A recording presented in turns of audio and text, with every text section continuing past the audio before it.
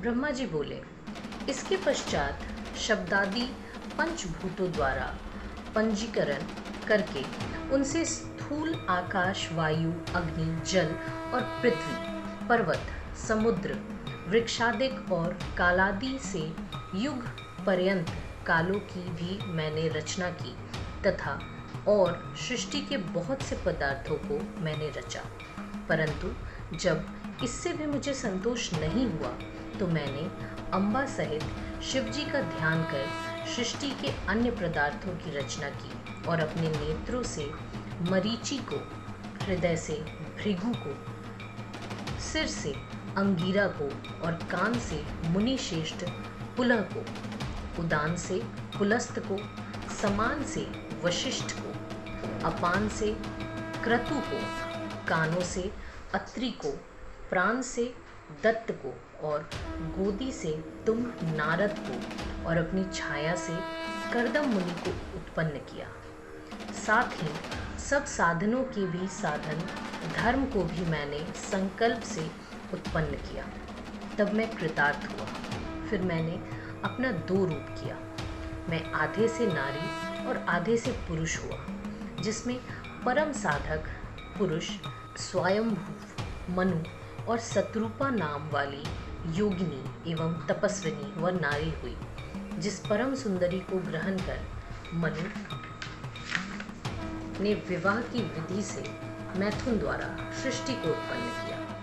तब उससे मनु जी ने प्रियवत और उत्तानपाद नामक दो पुत्र तथा आकृति, देवहूति और प्रसूति नामक 3 कन्याएं उत्पन्न की।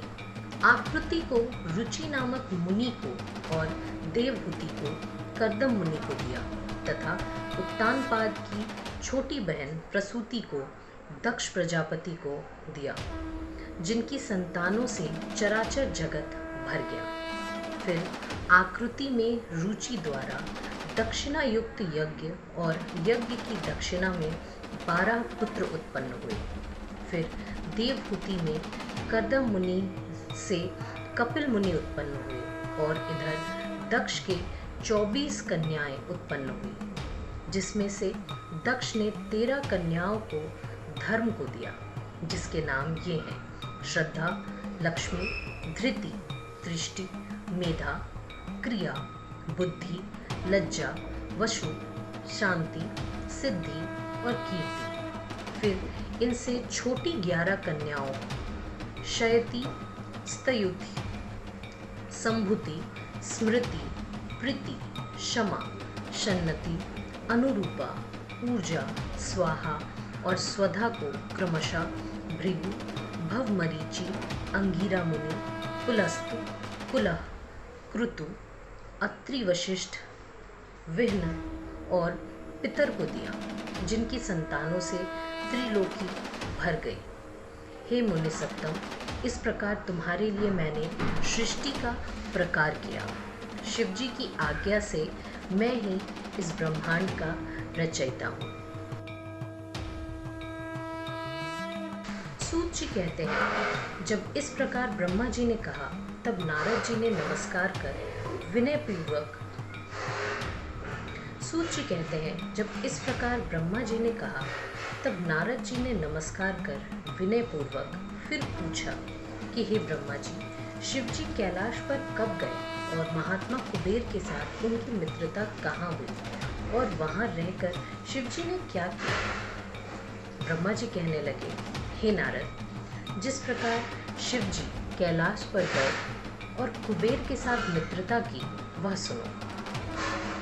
काम्पिल्य नगर में एक यज्ञ दत्त नाम का ब्राह्मण रहता था, जो यज्ञ विद्या में पारंगत था।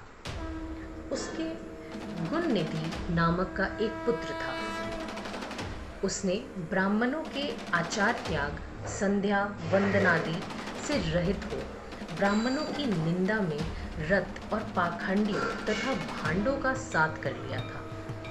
पिता तो घर के कार्यों और दीक्षादि में संलग्न रहा करता और जब घर आकर अपनी स्त्री से पूछता कि इस समय गुणनिधि कहाँ गया है, तो वह कह देती कि कहीं स्नान या देवताओं के पूजन के लिए गया होगा।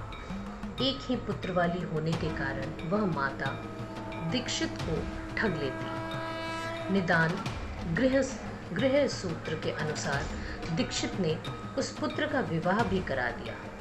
माता नित्य पुत्र को समझाती कि तुम्हारे पिता बड़े ही महात्मा और क्रोधी भी हैं। तुम्हारा कुल बड़ा पवित्र है। तुम यह जुआ आदि निंद कर्म क्यों करते हो? हे पुत्र, इसे त्याग देने में ही तुम्हारा कल्याण है। परंतु उस पर कुछ भी प्रभाव ना पड़ता। एक दिन उसने घर में रखी हुई पिता के हाथ की अंगूठी को चुराकर किसी जुआरी के हाथ में दे दी।